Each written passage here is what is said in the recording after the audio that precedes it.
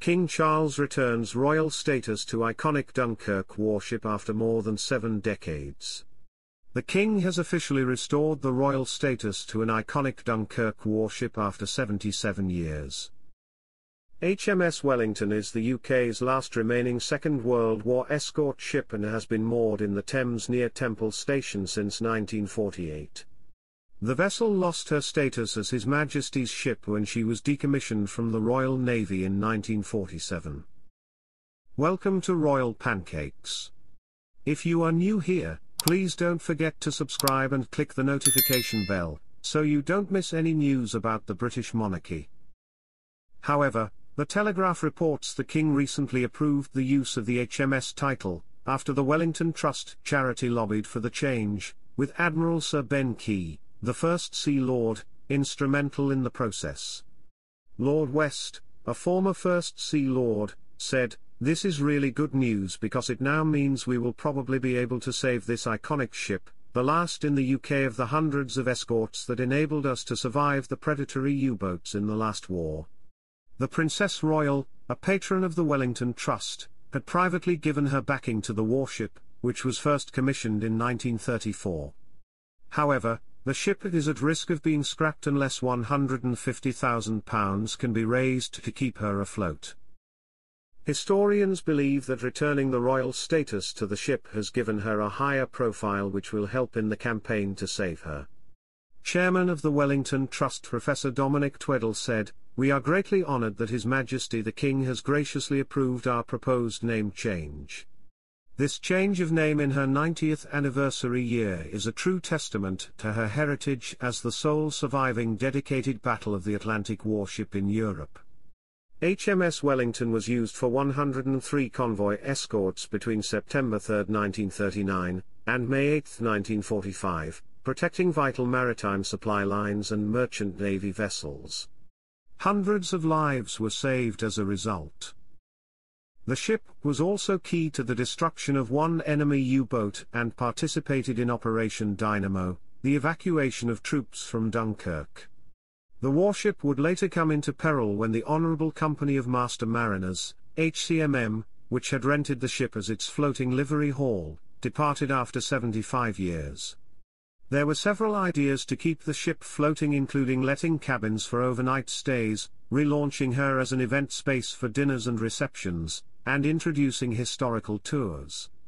Back in May, the Trust celebrated the 90th anniversary of the ship's launch. Speaking on board, Professor Tweddle said, "Very few of us these days are around or in ships, so will not perhaps appreciate their importance. They are our lifeline to the world." She had a hectic career and an interesting career keeping a lifeline open for Britain during the war. He added that without of ships like HMS Wellington and work by the merchant navy, we would have been strangled and the war could have been lost. King Charles has launched a collection of limited edition silk headscarves inspired by his late mother, Queen Elizabeth II. The monarch has collaborated with eco-friendly design duo Vin plus Omi to produce 100 brightly coloured scarves, now available at the Sandringham Estate shop for £85 each. The garments feature bold floral patterns, reminiscent of those often worn by the late Queen. 3 design variations were created, with the King personally selecting the final design. This initiative pays homage to Queen Elizabeth II's iconic style, as she frequently wore silk scarves tied around her head, particularly during outdoor events or whilst on the royal estates. The production of these headscarves incorporates environmentally conscious practices.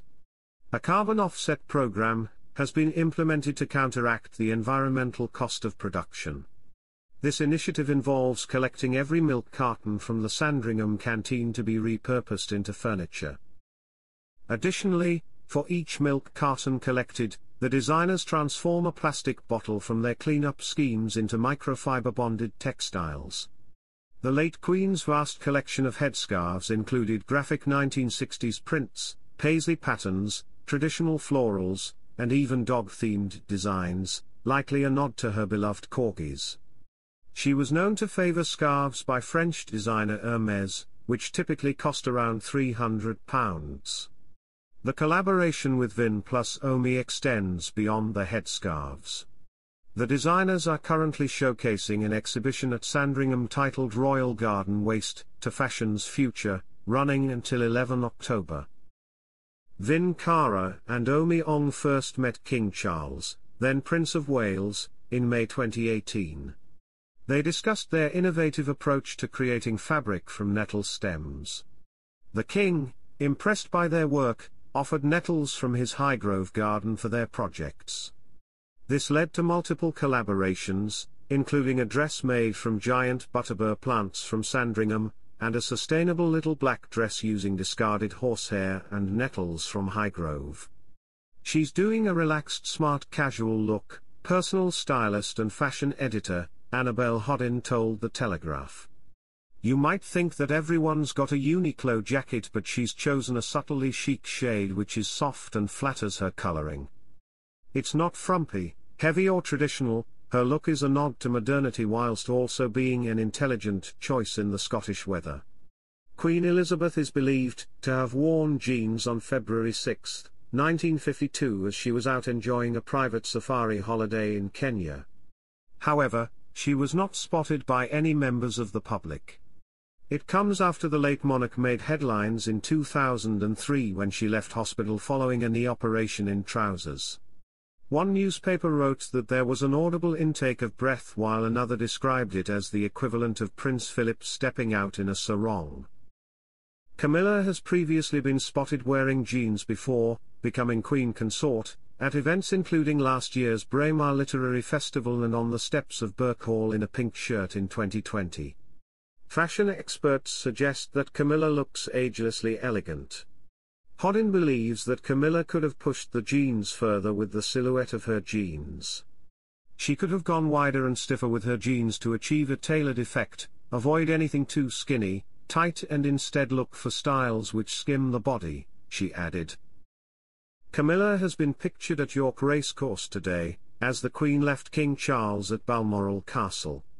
The mother of two attended the Ebor Festival at York Racecourse on Saturday for the first time since becoming patron, amid her summer holiday with the King.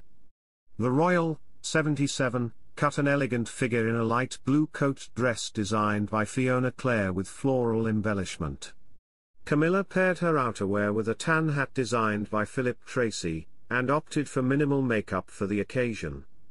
The Queen completed her race day ensemble with a blush pink leather bag and nude kitten heels.